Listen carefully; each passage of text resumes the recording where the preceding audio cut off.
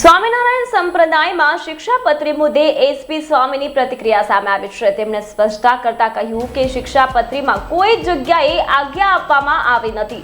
શિક્ષાપત્રીમાં ભૂલ કોઈ કાઢી શક્યો નથી। એસપી સ્વામીએ આગળ કહ્યું કે ભગવાન કૃષ્ણનું ધ્યાન ધરીને શિક્ષાપત્રી લખાઈ છે। સ્વામિનારાયણ સંતો ગુરુ મંત્રની મહિમા સમજ્યા હોય તો તમે બ્રહ્મ સિદ્ધિને પામો તો પણ ભગવાન કૃષ્ણ દાસ છો। વડતાલમાં સ્વામિનારાયણની ગાદી નહીં લક્ષ્મીનારાયણ દેવ કહેવાય છે। આચાર્ય લક્ષ્મીનારાયણ દેવ પીઠાધિપતિ કહેવાય છે।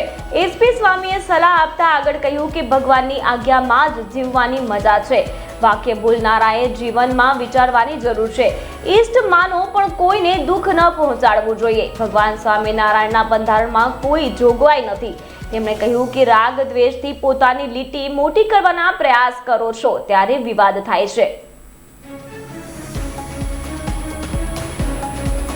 એના સંતો મહંતો એની જે સ્થાપના એની ભાવનાને જોયા વગર આ જગતની અંદર માઇક ભાવની અંદર આવીને જ્યારે રાગદ્વેષથી પોતાની લીટી મોટા કરવાનો પ્રયત્ન કરે છે ત્યારે આ બધા પ્રશ્નો ઉપસ્થિત થાય છે કે સ્વામિનારાયણ ભગવાને શિક્ષાપત્રીમાં એવી કોઈ જગ્યાએ ક્યાંય આજ્ઞા આપી નથી।